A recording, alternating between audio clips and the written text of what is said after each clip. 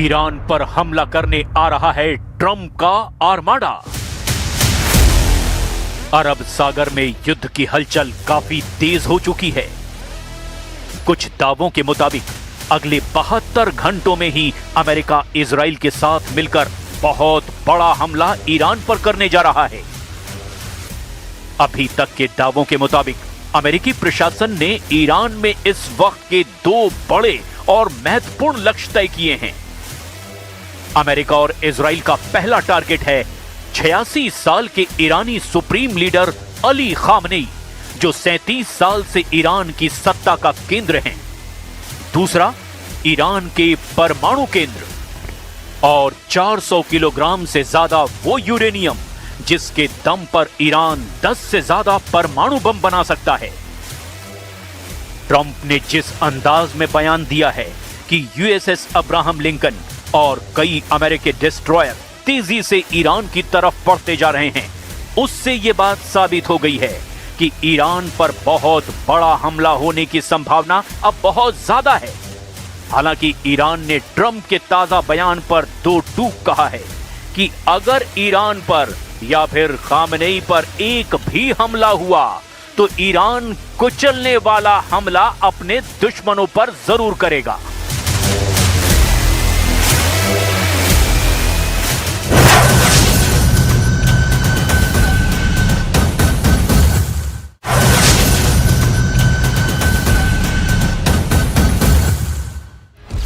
Во Флориде и в ряде европейских столиц. В целом, я бы сказал так, что встреча президента России с американскими представителями. उधर जेलेंस्की ने हर शर्त मान ली है। उन्होंने यूक्रेन को रूस से बचाने वाली सिक्योरिटी गारंटी मिलने का भी दावा किया है। प्रेसिडेंट ट्रंप से दावोस में मिलने के बाद जेलेंस्की युद्ध समझौते के लिए जल्दबाजी में हैं।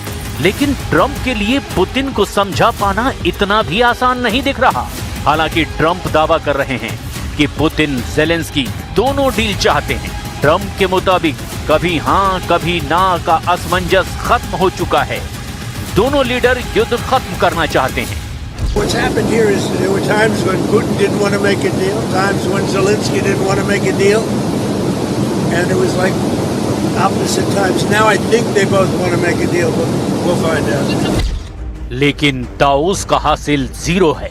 मॉस्को मीटिंग में भी कुछ खास नहीं निकला।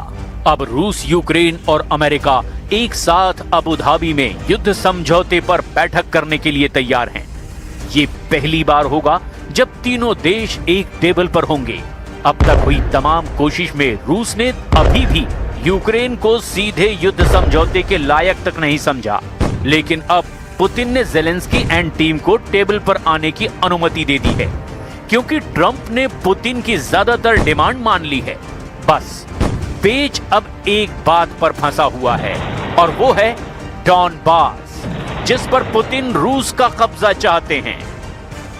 पुतिन के टारगेट पर पश्चिमी यूक्रेन की तरफ 4 बड़े सेंटर हैं। पहला है खार्किव, दूसरा है सुमय, तीसरा है डोनेस्क और चौथा है निप्रो नदी के किनारे पर जापोरेजिया।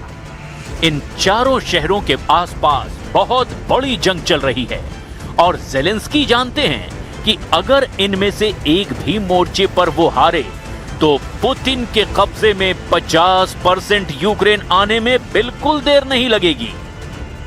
पुतिन ने 2022 में यूक्रेन में युद्ध शुरू किया। तब उनका सबसे बड़ा लक्ष्य था क्राइमिया को रूस के मेनलैंड यानी कि मुख्य भूमि से जोड़ना।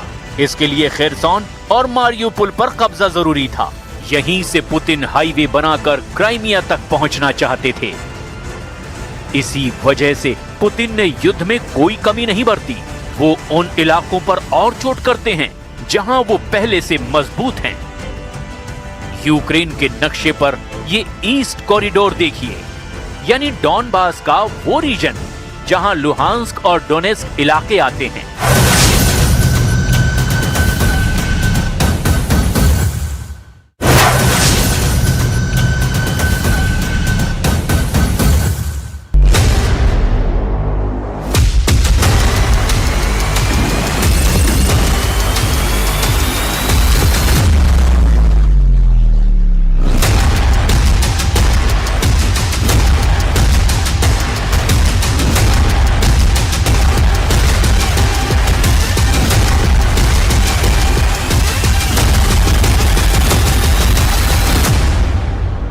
ईरान पर हमला करने आ रहा है ट्रंप का आर्माडा। अरब सागर में युद्ध की हलचल काफी तेज हो चुकी है। कुछ दावों के मुताबिक अगले 72 घंटों में ही अमेरिका इजराइल के साथ मिलकर बहुत बड़ा हमला ईरान पर करने जा रहा है। अभी तक के दावों के मुताबिक अमेरिकी प्रशासन ने ईरान में इस वक्त के 2 बड़े और महत्वपूर्ण लक्ष्य तय किए हैं। अमेरिका और इजराइल का पहला टारगेट है 86 साल के ईरानी सुप्रीम लीडर अली खामनेई, जो 37 साल से ईरान की सत्ता का केंद्र हैं। दूसरा, ईरान के परमाणु केंद्र और 400 किलोग्राम से ज्यादा वो यूरेनियम जिसके दम पर ईरान 10 से ज्यादा परमाणु बम बना सकता है।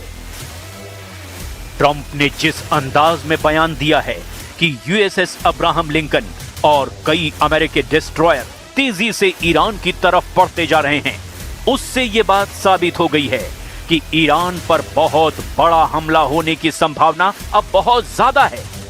हालांकि ईरान ने ट्रंप के ताजा बयान पर 2 टूक कहा है कि अगर ईरान पर या फिर खामनेई पर एक भी हमला हुआ तो ईरान कुचलने वाला हमला अपने दुश्मनों पर जरूर करेगा।